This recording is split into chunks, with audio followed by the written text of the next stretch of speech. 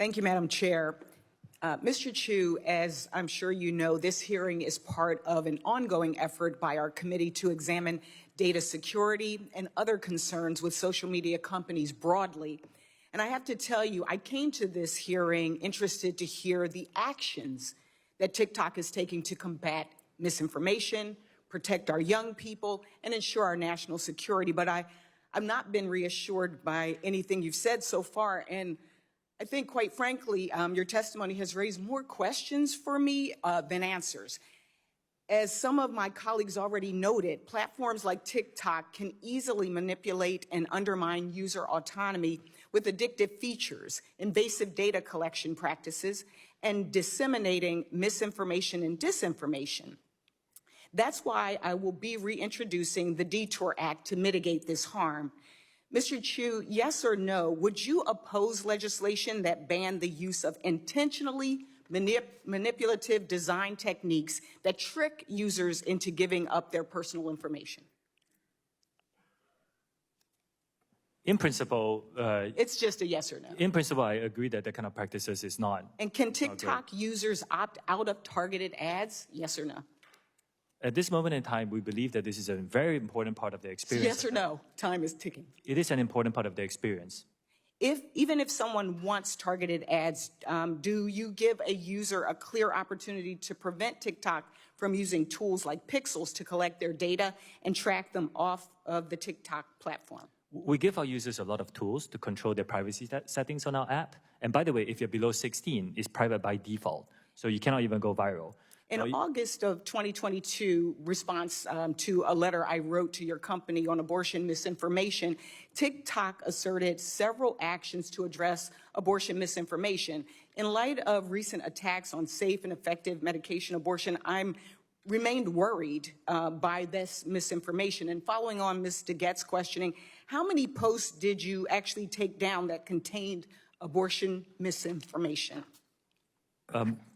Contents and views on both sides of the on abortion is allowed on our platform. It's just freedom of expression.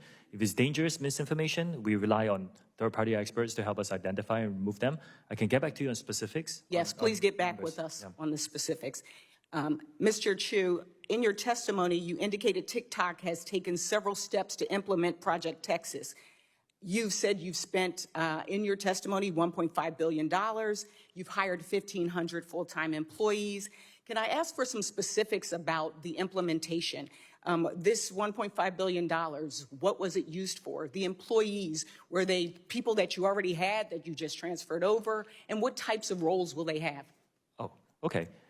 This $1.5 billion US is spread across many things, including the infrastructure we have to build, the migration of the data to a new cloud infrastructure, and all the third-party security partners that we're hiring, and of course the new employees. Now, this team will now be run by a gentleman who used to be this, who has spent his career as a chief security officer in other companies, and another gentleman who used to work, I believe, in if you could just follow up with us, that would be very helpful. I will. Because we would really like to understand the details. Where's the money going? How many people are, and what will they be doing? Okay. As I put just kind of a finer point on this, one of my concerns is that we came here hoping to hear some actions that would alleviate some of our concerns and our fears. We got family members. We have a lot of folks here that are constituents, that are content creators. And for us, we were looking for action. We wanted to make us feel like we really can trust, as you use the word. What I leave here with is thinking about the fact that your company is, I learned that you have personalized data advertising for kids as young as 13. And we've heard until Project Texas is supposedly stood up, engineers in China still have access to personal data. And that means engineers in China have access